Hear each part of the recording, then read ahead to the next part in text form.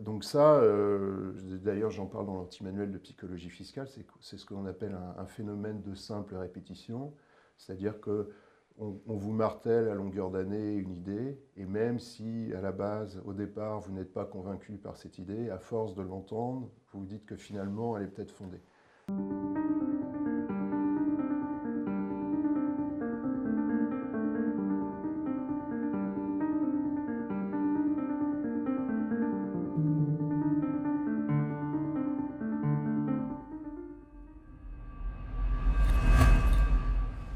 Frédéric Douai, bonjour. Bonjour. Bienvenue aux entretiens de contribuables associés. Alors Frédéric Douai, vous allez vous présenter, mais juste pour lancer le sujet, sachez aujourd'hui que nous allons parler dans cet entretien, chers auditeurs, chers suiveurs de notre chaîne YouTube de contribuables associés, nous allons parler impôts. Alors Frédéric Douai, je vous laisse vous présenter. Oui, bonjour, je suis Bonjour. professeur à l'université Rouen-Normandie, j'y enseigne le droit fiscal. Je suis plus particulièrement spécialisé dans ce qu'on appelle le droit fiscal de la famille, c'est-à-dire toutes les problématiques qui tournent autour de l'impôt sur le revenu, des prélèvements sociaux, de l'impôt sur la fortune, bien sûr, la fiscalité des différents modes de conjugalité, les droits de donation et les droits de succession. Et puis, depuis quelque temps, je m'intéresse surtout à la fiscalité du numérique sous tous ses aspects, tant sous l'angle des particuliers que des entreprises, avec les différentes taxes qui pèsent sur le numérique. Et puis, de façon plus anecdotique, je m'intéresse aussi à ce que j'appelle la psychologie fiscale. Et j'ai rédigé un petit ouvrage sur ce sujet qui s'appelle l'anti-manuel de psychologie fiscale, qui est publié chez Nguyengbé Éditions. Et la deuxième édition sort d'ici quelques semaines. On peut le voir à l'antenne, voilà, sur votre gauche. Et puis, depuis l'automne 2021, je suis également membre du Conseil des prélèvements obligatoires, après avoir été désigné comme membre qualifié par le président du Sénat, Gérard Larcher. Alors qu'est-ce que c'est ce conseil? Vous pouvez nous en parler un petit peu? Oui, bien sûr. Alors, le Conseil des prélèvements obligatoires, c'est un organisme qui est associé à la Cour des comptes et qui est chargé de porter une appréciation sur les impacts à la fois économiques, sociaux des différentes politiques budgétaires. Et c'est un organisme qui réunit des personnes qui viennent d'horizons divers, et c'est d'ailleurs ce qui fait sa richesse, donc à la fois des hauts fonctionnaires et puis des personnes comme moi qui viennent plus du milieu civil. Et le milieu civil a la voix chapitre dans ce cadre-là? Est-ce que vos Oui, propositions sont bien sûr. entendues? C'est un organisme collégial et chacun peut s'y exprimer librement et faire valoir ses points de vue. C'est d'ailleurs ce qui fait ça, comme je vous le disais il y a quelques instants, c'est d'ailleurs ce qui fait sa richesse. Avant de rentrer dans le vif du sujet, question qu'on a posée à beaucoup de nos invités dans le cadre de ces entretiens, notamment durant la campagne présidentielle. Frédéric Douai, paie-t-on trop d'impôts en France? Alors, je ne sais pas si on paie trop d'impôts en France. En fait, moi, j'ai pas de. Je veux dire, je suis tout à fait. J'essaie de raisonner tout d'abord de façon tout à fait objective, c'est-à-dire d'être déconnecté de toute considération d'ordre politique, même si ce n'est pas évident lorsqu'on parle de fiscalité. Mais je suis surtout favorable à une fiscalité pragmatique et évolutive en fonction de la situation. Alors, paie-t-on trop d'impôts en France? Oui, effectivement, c'est toujours la question que l'on pose. Quand on pose la question aux Français, généralement, ils considèrent que le bon impôt, c'est celui qui est payé par les autres. Donc, par exemple, l'impôt sur la fortune immobilière ou les droits de donation ou les droits de succession. Mais ce qui est certain, c'est que lorsque l'on regarde l'évolution depuis quelques années, c'est pas facile de répondre à cette question, parce que tout dépend de quoi on raisonne, sur quoi on raisonne. C'est souvent en matière fiscale le principe des vases communicants, c'est-à-dire qu'une baisse d'un côté est compensée par une hausse de l'autre, une hausse rampante. Quand on regarde les chiffres, de mémoire, il me semble en 2002, les prélèvements obligatoires, c'est-à-dire impôts plus cotisations sociales, ça devait peser 669 milliards d'euros, ça devait représenter à peu près 42% du PIB. À l'arrivée de Nicolas Sarkozy, nous devions être à environ 820 milliards d'euros. Lorsque François Hollande est arrivé, on devait être à 916 milliards d'euros. Et lorsque le président Macron est arrivé, je crois qu'on avait franchi la barre du milliard d'euros. Mmh. Mais par rapport au PIB, ça représentait 42% en 2002. Mmh. Et là, on doit être à 44 ou 45% de mémoire. Tout ça pour ça, a-t-on envie de dire, hein, le sentiment de beaucoup de contribuables, c'est qu'on paye de plus en plus d'impôts, mais pour un service moindre. On a l'impression que beaucoup de choses se dégradent en France. C'est votre sentiment aussi?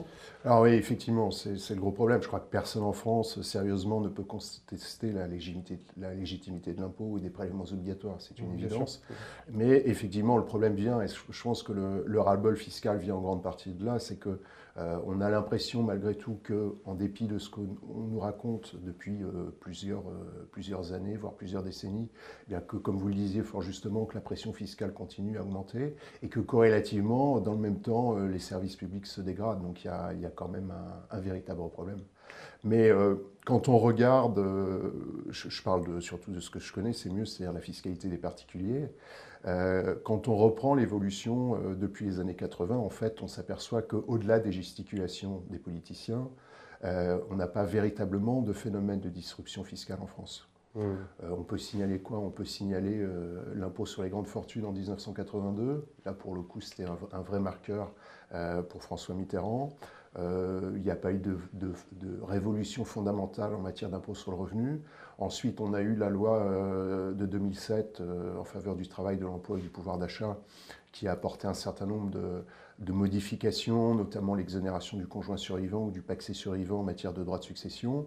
Et puis, avec l'arrivée du président Macron, on a eu le recentrage de l'impôt sur la fortune sur l'immobilier, sur les biens et les droits immobiliers, et puis la flat tax. Mais je veux dire, ce ne sont pas des bouleversements fondamentaux. Donc on voit finalement qu'il y a, en matière fiscale, un certain formatage de la pensée et que c'est la raison pour laquelle, me semble-t-il, il n'y a pas de véritable disruption depuis. Il y a été lancé il y a quelques années le prélèvement à la source. Est-ce que maintenant, qui est en place depuis quelques temps, quel est votre point de vue, votre vision de cette réforme? Alors, il y a eu des sondages de fait en fin d'année dernière sur le ressenti des Français, et les Français sont plutôt contents, plutôt favorables au prélèvement à la source. Moi, dès l'origine, j'étais plutôt contre parce qu'en réalité, ça n'est pas, enfin on le sait, ça n'est pas un véritable prélèvement à la source. On nous dit que l'impôt serait contemporain de la perception des revenus. C'est pas vrai, on le sait. Le taux d'imposition d'une année, par exemple de 2022, va être déterminé dans un premier temps par référence aux revenus de l'année 2020, puisque en 2022, dans un premier temps, les revenus de l'année 2021 ne sont pas connus. Et puis à compter de la seconde moitié de l'année, on va ajuster un nouveau taux par rapport aux revenus de l'année précédente. Donc pour moi, ça n'est pas à proprement parler un véritable prélèvement à la source, mais après il faut être pragmatique et le ressenti des Français est plutôt positif. Donc toujours, c'est le sujet de cette émission aujourd'hui, et nous allons rester dans les impôts. Alors la majorité gouvernementale a beaucoup insisté ces dernières années sur le fait que les impôts des Français ont baissé depuis 5 ans. Est-ce vrai selon vous? Nous, le sentiment contraire associé, c'est que il y a une petite musique qui tourne, c'est-à-dire que oui, on nous explique que les impôts ont baissé, mais on voit monter un nombre de taxes de façon considérable par ailleurs. Est-ce vrai? Est-ce que ce sentiment est vrai selon vous? C'est pas facile à dire. Effectivement, on nous vend depuis quelques années le fait que les impôts ont baissé. Alors peut-être, oui, effectivement, la taxe d'habitation a baissé, mais le droit fiscal a horreur du vide. Donc généralement, c'est le principe des vases communicants. Et effectivement, il y a peut-être un sentiment diffus parmi les Français. Et le ressenti, finalement, n'est peut-être pas celui véritablement d'une baisse. Alors Emmanuel Macron, donc on le sait tous, a été réélu pour 5 ans.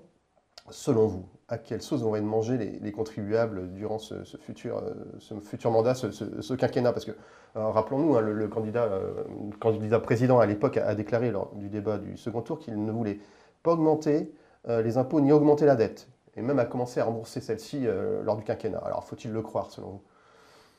Je crois que l'équation va être très très compliquée pour lui, pourquoi? enfin pour tous les politiques. On a une dette, vous le savez, c'est pas vous que je vais l'apprendre, qui est de 2600 milliards d'euros. Oh, même plus, presque. On atteint les 45 000 euros par Français, donc en fait, on n'est pas très loin des 3 000 milliards. Alors, 2600, 3 000 milliards, les chiffres sont tellement stratosphériques. Donc, il y a ce premier problème, effectivement, la dette et les intérêts de cette dette, parce que ça représente quand même une bonne partie de l'impôt sur le revenu. Donc, c'est la première donnée. Le second problème, ça va être le pouvoir d'achat des Français. Hier, j'entendais que l'inflation devrait s'élever a priori à au moins 7% en 2022. Certains vont même jusqu'à 10%. Ça veut donc dire que pour les Français, il faudrait quasiment un mois de salaire en plus pour pouvoir couvrir les dépenses supplémentaires générées par l'inflation. Donc ça va être un vrai problème, d'autant plus qu'on sait pertinemment que pour, malheureusement, une très grande majorité de Français, c'est déjà difficile de boucler les fins de mois. Donc le vrai problème du prochain quinquennat, ça va être le pouvoir d'achat. Et reste à savoir après comment redonner véritablement du pouvoir d'achat à tous les Français. Alors nous, Contribuables Associés, je pense que vous aussi, quand vous entendez un président élu qui dit qu'il ne va pas augmenter les impôts, on trouve ça extrêmement positif. Mais la question qu'on se pose, effectivement, est-ce que ça peut pas être ça risque d'être contrebalancé par une augmentation de la dette? Et surtout, chose qu'on n'entend jamais, on entend très peu de politiciens nous expliquer qu'effectivement, certes, il faut baisser les impôts, mais pour baisser les impôts, il faut d'abord baisser les dépenses publiques. Alors oui, on a ce problème effectivement qui complique davantage l'équation, qui est l'efficacité ou l'efficience de la dépense publique. Là, on a des problèmes d'ordre budgétaire, s'agissant de cette question. Il y a différents paramètres qui font que c'est compliqué, ne serait-ce qu'au sein de l'administration. Vous savez que, par exemple, si je vous donne quelques exemples, on a ce problème des crédits. Vous savez que lorsque vous êtes à la tête d'une administration et que vous ne consommez pas tous vos crédits à la fin de l'année, eh bien, vos crédits de l'année suivante sont amputés de l'économie que vous avez réalisée. Donc cette règle-là, déjà à la base, ne favorise pas les comptables très vertueux qui se disent il faut que je dépense tout l'argent que j'ai. Vous savez, à un moment, on parlait, lorsqu'il y avait encore le service militaire, des camions ou des hélicoptères qui tournaient à vide pour consommer le reliquat de carburant. Bon. Ça nous fait sourire ce matin, mais en réalité, ces exemples multipliés par des milliers, peut-être même des dizaines de milliers, je l'ignore, représentent finalement une charge très importante. On a aussi des problèmes de marché public. Effectivement, il y a cette règle qui veut qu'on passe, qu'il y ait des marchés publics de passer, mais moi je le vois par exemple, par exemple je prends l'exemple des billets de train qui sont achetés par les fonctionnaires, généralement les billets de train coûtent plus cher lorsque l'on passe par l'administration parce que les organismes qui ont décroché les marchés ne bénéficient pas des réductions dont les fonctionnaires sont susceptibles de bénéficier par exemple. Et puis on a aussi ce problème de l'article 40 de la Constitution qui interdit aux parlementaires de réduire une dépense ou d'en créer une nouvelle. On peut en parler parce que c'est assez peu connu des Français, mais c'est essentiel effectivement dans l'analyse qu'on peut avoir des finances publiques en France. C'est-à-dire qu'effectivement, c'est simplement le pouvoir exécutif qui a le pouvoir de supprimer une charge. Par exemple, de supprimer purement et simplement un impôt. Par contre, si l'initiative vient des parlementaires, eh bien, il faut que les parlementaires compensent la baisse par une hausse. Donc généralement, le poste, c'est celui des tabacs qui sert de vase communicant. Alors, vous êtes un spécialiste, Frédéric Douet, de droit fiscal de la famille. D'ailleurs, chaque année, vous sortez un précis fiscal aux éditions LexisNexis. Et alors vous le savez peut-être, à Contribuables Associés, nous venons de faire paraître une étude sur les droits de succession et de donation. Alors nous, je pense que vous le savez, hein, notre constat est clair, hein, c'est que c'est un impôt anti-famille, qui est idéologique, confiscatoire.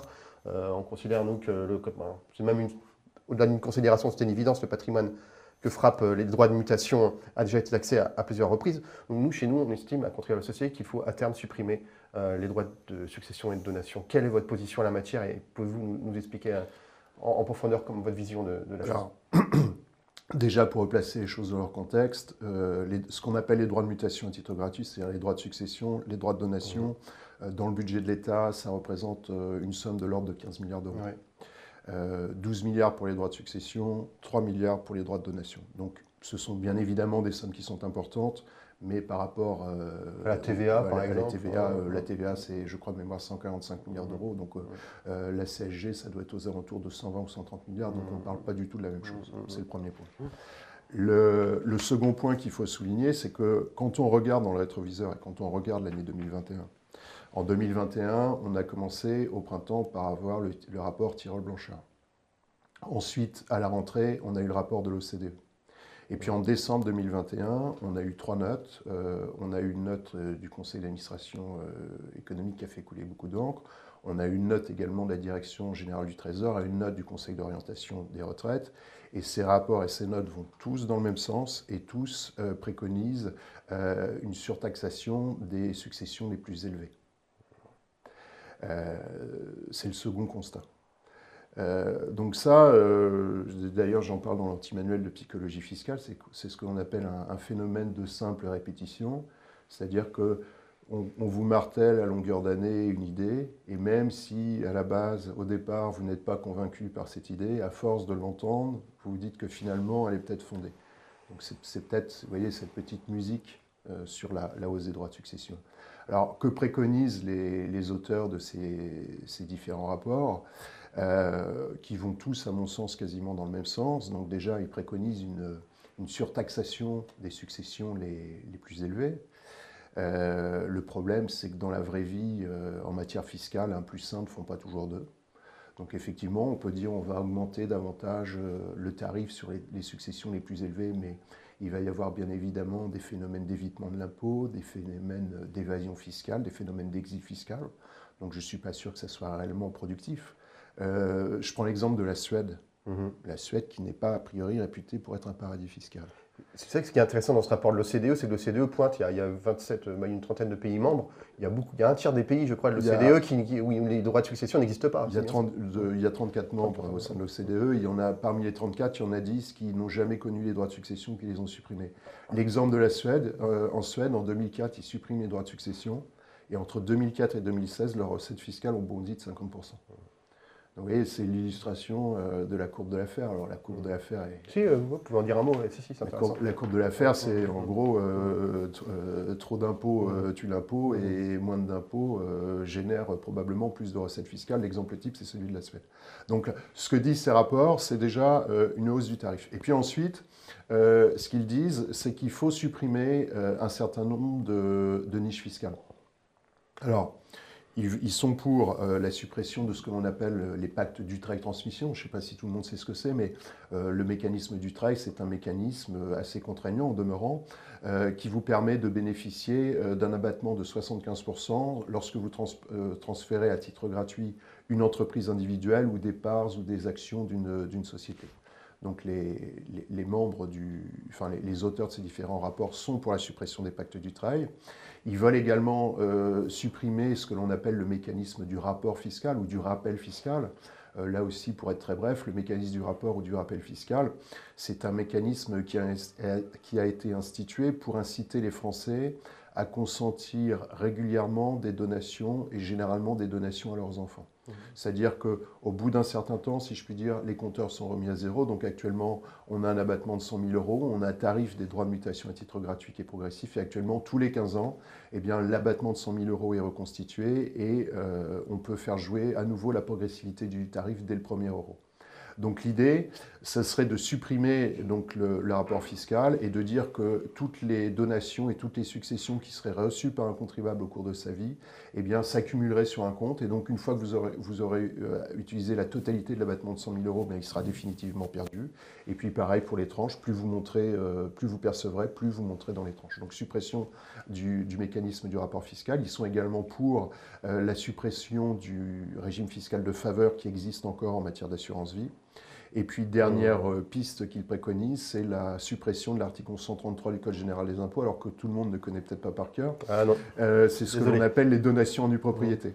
C'est-à-dire que vous êtes propriétaire, par exemple, d'un appartement, vous avez des enfants, vous souhaitez leur transmettre, et bien dans un premier temps, vous allez leur transmettre la nue propriété de l'appartement, vous allez en conserver l'usufruit, donc vous allez soit vous en réserver la jouissance, soit si c'est un immeuble productif de revenus, eh bien vous allez continuer à percevoir les loyers. Donc bien évidemment, la valeur de la nue propriété est moindre que la valeur de la pleine propriété, puisque la nue propriété plus l'usufruit sont égaux à la valeur de la pleine propriété. Donc si vous donnez simplement la nue propriété, vous diminuez l'assiette des droits. Et puis ce que vous dit l'article 1133 du Code général des impôts, c'est que le jour où l'usufruitier décède, eh bien ipso facto, la pleine propriété est reconstituée sur la tête du nu propriétaire.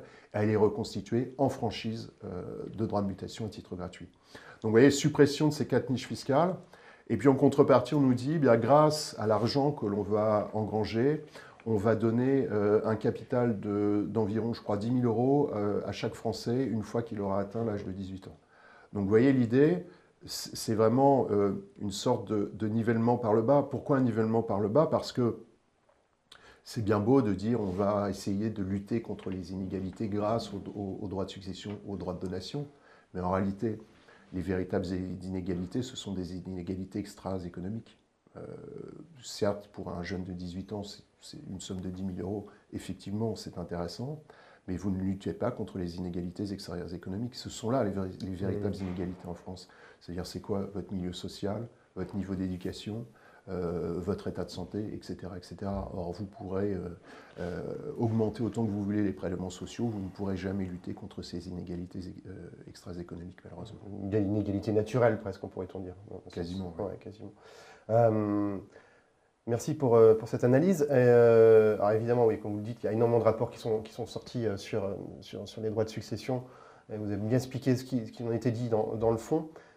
Et en même temps, on a entendu l'actuel ministre des Finances et notre président dire qu'il fallait de façon inévitable baisser un jour ces droits de succession. C'est un petit peu la petite musique qui a tourné pendant la campagne. D'ailleurs, pendant cette campagne, il y a été très peu de questions de fiscalité, si ce n'est quelque part un petit peu des droits de succession. Quel est votre sentiment? Est-ce que, selon vous, les politiciens, les différents candidats ont fait des propositions intéressantes ou alors vraiment ça a été un peu le vide sidéral en la matière? Non, en matière fiscale, il n'y a pas eu de véritable débat durant la présidentielle de 2022, malheureusement.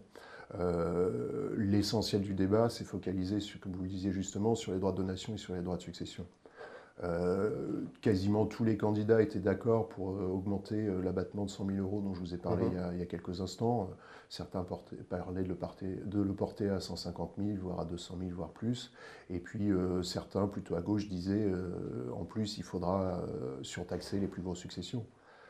Mais pour l'essentiel, le débat fiscal s'est résumé à ces deux questions, malheureusement. Pour parler de pouvoir d'achat, tout à l'heure, effectivement, la grande préoccupation, on le sait tous, des Français. Alors nous, à Contribuables Associés, de très longue date, nous sommes pour une réforme de la fiscalité des énergies. Donc faire passer ces 20% de taxes en moyenne, parce qu'on sait que pour les carburants, c'est 60%. La TVA, pardon, à 20%, faire passer cette TVA à 20% à 5,5%. Parce que nous, on considère que ce sont des produits de première nécessité. Est-ce que c'est une analyse que vous pourriez partager? Oui, après, effectivement, on a ce problème des carburants qui est récurrent en France. Avec un problème quand même, enfin une différence au sein de notre territoire entre les grandes agglomérations, où dans les grandes agglomérations, notamment Paris, 2 Parisiens sur 3 n'ont pas de véhicule, et en province, dans les campagnes et dans les petites villes ou dans les villages, c'est l'inverse. Donc finalement, il y a déjà une rupture à ce niveau-là, où il y a des gens qui n'ont pas de véhicule, qui ne comprennent pas finalement que d'autres ont besoin de leur véhicule au quotidien. Ce qu'on n'arrive pas à comprendre aussi, c'est quand on voit un plein d'essence, les 2 tiers du plein d'essence, enfin du prix du plein d'essence, c'est de la taxe, c'est quand même fou. Ce sont des taxes, effectivement. Et des taxes sur les taxes en plus. Oui, alors ça, effectivement, c'est comment payer de l'impôt sur l'impôt. C'est le même problème en matière d'impôt sur le revenu, où vos revenus préalablement sont soumis à la CSG, à la CRDS et puis au prélèvement de solidarité. En théorie, quand on lit le Code général des impôts, on vous dit que l'impôt sur le revenu est assis sur le revenu net. Donc en toute logique, normalement, vous devriez pouvoir déduire de l'assiette de votre impôt sur le revenu les prélèvements sociaux que vous avez payés. Or, la CSG n'est déductible qu'à hauteur de 6,8% et non pas en totalité. La CRDS n'est pas déductible et le prélèvement de solidarité n'est pas déductible non plus. Donc ce sont ces mécanismes qui sont des techniques finalement, encore une fois, de manipulation des contribuables purement et simplement, qui permettent soit de faire payer de l'impôt sur l'impôt, puisque vous payez de l'impôt sur le revenu sur la fraction de la CSG qui n'est pas déductible, sur la CRDS ou sur le prélèvement de solidarité, ou sous un autre angle, vous payez de l'impôt sur des revenus que vous n'avez de l'impôt sur le revenu sur des revenus que vous n'avez pas effectivement encaissés. Et on a le même problème de l'impôt sur l'impôt en ce qui concerne les carburants, en ce qui concerne l'électricité, en ce qui concerne le gaz. C'est exactement la même problématique. Autre problématique, c'est les impôts locaux. On en parle assez peu. Pareil, pendant la présidentielle, il y en a été très peu question. Alors voilà, on dit que la taxe d'habitation effectivement a été supprimée pour bon nombre de contribuables, mais en même temps, on voit la taxe foncière qui explose. Ce matin, un article du Parisien qui explique que la taxe sur les ordures ménagères, la fameuse TOM, va aussi considérablement augmenter cette année. Comment peut-on expliquer cet état de fait? Et puis en plus, avec une injonction de taxes locales, il y en a un nombre multiple, la taxe GEMAPI, la taxe d'équipement, les taxes sur l'intercommunalité qui ne cessent d'augmenter. Quelle est votre analyse sur cette dimension-là des choses. Le problème de la suppression de la taxe foncière, c'est qu'on a dit aux collectivités locales que pardon, j'ai dit la taxe foncière. Le problème de la suppression de la taxe d'habitation, c'est qu'on a dit aux collectivités locales que la suppression serait compensée par un renversement de la TVA. Sauf qu'on a ce que l'on appelle depuis 2017 une clause de gel, c'est-à-dire que le montant reversé aux collectivités a été défini, a été cristallisé au moment de cette clause de gel. Donc plus les années passent, généralement les collectivités augmentaient petit à petit le taux et donc le montant de la taxe d'habitation. Donc ça, bien évidemment, ce n'est plus possible. Et puis surtout, la taxe d'habitation disparaît. Donc corrélativement, c'est le principe des vases communicants. Les collectivités locales ayant moins de ressources sont obligées corrélativement d'augmenter la taxe foncière et puis toutes les taxes que vous avez énumérées il y a quelques instants. Autre aspect, on parlait tout à l'heure du revenu à la source. C'est pareil, une petite musique qui tourne, peut-être une future réforme. On nous parle maintenant bientôt peut-être des allocations à la source, qui viendraient à conduire à un versement automatique des allocations sociales. Alors, quelle est votre opinion là-dessus? Est-ce que, selon vous, ça peut être est-ce vraiment, tel qu'on peut le présenter, un réel moyen de lutte contre la fraude sociale? Alors, la fraude sociale, vous avez interviewé il y a quelque temps Charles Pratt, que je connais relativement bien. La lutte contre la fraude sociale et contre la fraude fiscale sont, me semble-t-il, des leviers qui permettraient de faire entrer beaucoup plus de recettes fiscales, sans augmenter les impôts, bien évidemment. Le problème déjà, c'est que personne n'est d'accord sur le chiffrage de la fraude sociale et sur le chiffrage de la fraude fiscale. En ce qui concerne la fraude sociale, selon Charles Pratt, ça peut aller jusqu'à 50 milliards d'euros par an. Et en ce qui concerne la fraude fiscale, selon certains syndicats de fonctionnaires, on peut atteindre les 100 milliards d'euros par an avec entre deux tout un tas d'évaluations diverses et variées. Mais bon, il semblerait quand même que les chiffres soient importants. Donc il y a quand même un certain nombre de données qui sont objectives, c'est notamment le nombre d'assurés sociaux en France, nous sommes 67 millions, et on a un rapport de la Cour des comptes qui nous dit qu'il y a 8 millions de personnes présentes sur le territoire français qui sont en plus de ces 67 millions. On a également un autre problème, c'est le nombre de cartes vitales surnuméraires. Là aussi, les chiffres varient. Selon certains rapports, il y aurait plus de 5 millions de cartes vitales surnuméraires. Pour d'autres, ce serait 2 millions et quelques. Mais enfin, toujours est-il qu'il y a un vrai problème en ce qui concerne le nombre de cartes vitales. Alors, l'une des pistes pour lutter contre ça, ça serait déjà d'instituer, comme l'ont fait les Belges en 2014, des cartes vitales biométriques. En Belgique, vous avez un document unique qui fait à la fois office de carte d'identité, enfin l'équivalent pour la carte d'identité et l'équivalent pour la carte vitale. Les deux sont sur le même document et c'est un document biométrique. Curieusement, les parlementaires ont refusé cette possibilité parce qu'ils ont estimé que le coût serait trop élevé. On nous dit que le surcoût serait de 3 à 6 euros par carte, mais bon, compte tenu de l'ampleur de la fraude qu'on trouve derrière, j'ai un peu de mal à entendre cet argument. Donc le premier point, effectivement, ça serait de lutter efficacement contre la fraude sociale, qui est un fléau. Et puis le second fléau, effectivement, c'est la fraude fiscale. Mais là, encore une fois, sur les évaluations, j'ai toujours un peu de mal parce que beaucoup de gens mettent dans le même panier, confondent tout. Confondent fraude fiscale, optimisation fiscale, évasion fiscale, exil fiscal. La fraude fiscale, qu'est-ce que c'est? C'est concrètement, c'est un délit qui est sanctionné pénalement d'une peine d'emprisonnement et d'une amende. La fraude fiscale, c'est le fait de contrevenir ouvertement vos obligations fiscales. Par exemple, vous collectez de la TVA que vous ne reversez pas. Vous omettez volontairement de déclarer vos revenus, etc., etc. Donc ça, c'est vraiment de la fraude fiscale, c'est un délit. L'évasion fiscale, malheureusement, ou pas, ça n'est pas répréhensible. L'évasion fiscale, d'un point de vue technique, c'est quoi? C'est profiter des lacunes du Code général des impôts et des conventions fiscales internationales pour faire en sorte de les interpréter au mieux de vos intérêts. Et à partir du moment où en France, nous sommes dans un système optionnel, et d'ailleurs la jurisprudence européenne le rappelle, rien n'oblige un contribuable de choisir la voie la plus imposée. Au contraire, ça fait plutôt partie d'une bonne gestion de choisir la voie la moins imposée, et a fortiori lorsque vous êtes dirigeant d'entreprise. La seule limite à ça, c'est l'abus de droit, que vous connaissez, l'abus de droit fiscal, soit pour motif exclusivement fiscal, soit pour motif principalement fiscal. Mais ça, ce sont des procédures que l'administration fiscale est tout à fait libre de mettre en œuvre lorsqu'elle estime qu'un montage poursuit une finalité, soit exclusivement fiscale, soit principalement fiscale. Donc c'est un peu technique. Et puis on a l'exil fiscal. L'exil fiscal, c'est quoi? C'est le fait de quitter la France pour des raisons d'ordre fiscal. On le voit quand on regarde les statistiques en Suisse. Sur les 300 plus grosses familles domiciliées en Suisse, on a une cinquantaine de familles françaises dont le patrimoine doit avoisiner les 95 ou 100 milliards d'euros. Tout à l'heure, vous nous faisiez en début d'entretien un petit historique des réformes ou des non-réformes de la fiscalité française. Ça m'a donné l'envie de vous poser cette question. Est-ce qu'il y a eu un moment dans l'histoire de France où nos gouvernants ont mené une politique fiscale de bon sens? Est-ce que ça a existé? Alors, on pourrait en remonter peut-être très loin, mais... Oui, c'est compliqué, mais parce que je vous le disais tout à l'heure, le meilleur impôt, c'est celui qui est payé par votre voisin. L'exemple type en France, c'est l'histoire de l'impôt sur la fortune. Pour l'impôt sur la fortune, il ne faut pas mettre tous les contribuables dans le même panier. C'est d'ailleurs intéressant de regarder ce qui se passait en matière d'impôt de solidarité sur la fortune avant qu'on se soit centré sur l'impôt sur la fortune immobilière. Quand on regarde pour l'ISF, on s'aperçoit que 70% des foyers fiscaux qui étaient soumis à l'ISF, que ces foyers fiscaux avaient un patrimoine compris entre 1,3 million et 2,4 millions. Ça représentait environ 250 000 contribuables. Et puis pour les 30% restants, c'est-à-dire parmi les contribuables les plus fortunés des plus fortunés, donc les 30% restants, ça devait représenter environ un peu plus de 100 000 foyers fiscaux, et bien pour eux, chez eux, la fraction de l'immobilier diminue.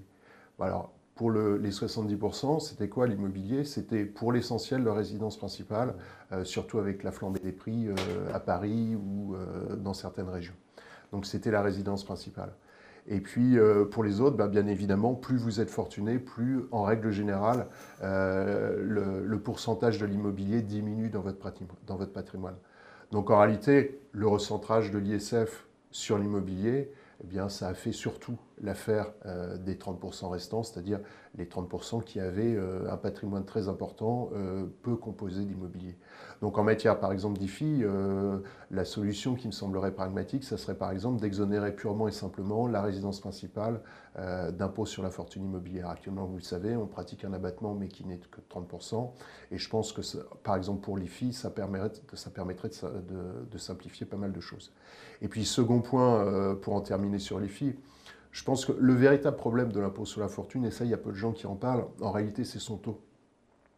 Le taux marginal de l'impôt sur la fortune, c'est 1,5%. Alors on se dit, mais 1,5%, d'où ça sort? Eh bien, ça date de 1981, puisque en 1981, lorsque l'impôt sur les grandes fortunes a été institué à partir de 1982, pour déterminer le taux marginal de l'impôt sur la fortune à l'époque, eh bien, le législateur a pris 10% du rendement des obligations à 10 ans du Trésor. À l'époque, le rendement était de 15%. Donc 10% de 15%, ça fait 1,5%. Et puis depuis, le législateur a fait un copier-coller du barème pour l'ISF. Ils ont fait aussi un copier-coller du barème pour l'impôt sur la fortune immobilière. Donc le véritable problème de l'impôt sur la fortune immobilière, c'est son taux. Il y a encore quelques temps, le rendement des OAT était négatif ou voisin de zéro. Et puis là, depuis quelques semaines, il a remonté. On est, je crois de mémoire, à un peu plus d'1%. Quelle est votre vision de l'administration fiscale en règle générale, du ministère des Finances? On a l'impression que cette administration, d'un point de vue pratique, c'est-à-dire la relation que peut avoir le contribuable au quotidien avec cette administration, qu'elle est un peu plus efficiente qu'elle n'a pu être. Ce qui n'empêche pas, entre guillemets, les dysfonctionnements. On l'a vu dans le lancement de la dernière déclaration du revenu en ligne, qu'il y a eu de moult dysfonctionnements. À côté de ça, donc, il y a on va dire, le rapport au quotidien que le contribuable peut avoir avec les inspecteurs des impôts. Et puis, il y a aussi l'administration fiscale, la grande à Bercy. Et là, cette fameuse législation fiscale dont vous nous parliez, et qui paraît extrêmement absconse, extrêmement complexe. Est-ce votre sentiment? L'administration fiscale, comme l'administration des douanes, ce sont des administrations qui sont efficaces. Qui sont pragmatiques, et tous les agents font le maximum. Le problème, effectivement, c'est depuis quelque temps, c'est la digitalisation de tout cela. qui crée parmi les contribuables le sentiment qu'ils n'ont plus d'interlocuteurs. Et on l'a vu effectivement il y a quelques semaines, on a un certain nombre d'agents des impôts dans les services locaux qui se plaignaient en disant on a de moins en moins de rapports avec les contribuables, c'est de plus en plus compliqué pour eux de venir nous voir parce que il ne faut pas oublier qu'on a un certain nombre de personnes qui ne maîtrisent pas du tout en France l'informatique et pour eux effectivement ils se heurtent à un mur.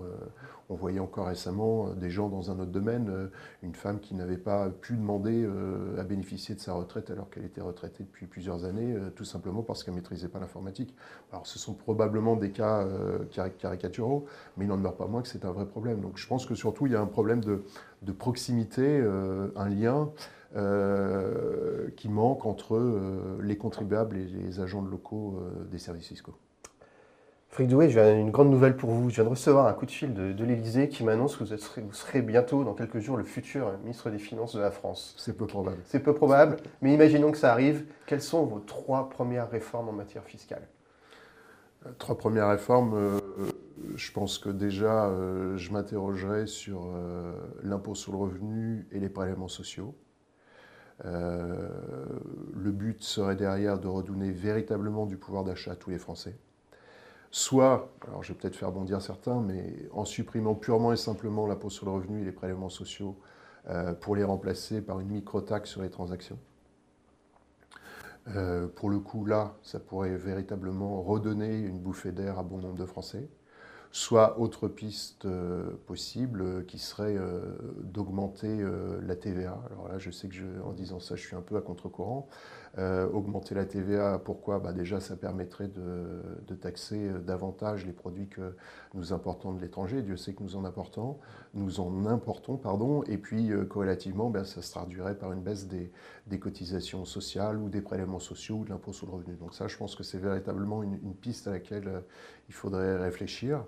Et puis après, j'essaierai de faire en sorte que la France ne soit pas un repoussoir fiscal. Donc je m'interrogerai finalement, là aussi, quitte à faire bondir certains, sur l'intérêt de maintenir l'impôt sur la fortune immobilière, nous en avons parlé, et puis de maintenir les droits de donation et de succession.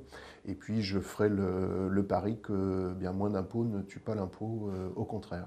On l'a vu d'ailleurs, l'exemple type, c'est lorsque la flat tax a été instituée à l'arrivée du président Macron, eh bien, mécaniquement, le montant des dividendes distribués a augmenté de façon très importante entre 2017 et 2018. Merci beaucoup Frédéric Douhet. Espérons que vous serez entendu en haut lieu. Merci à vous. À bientôt, merci. À bientôt, au revoir.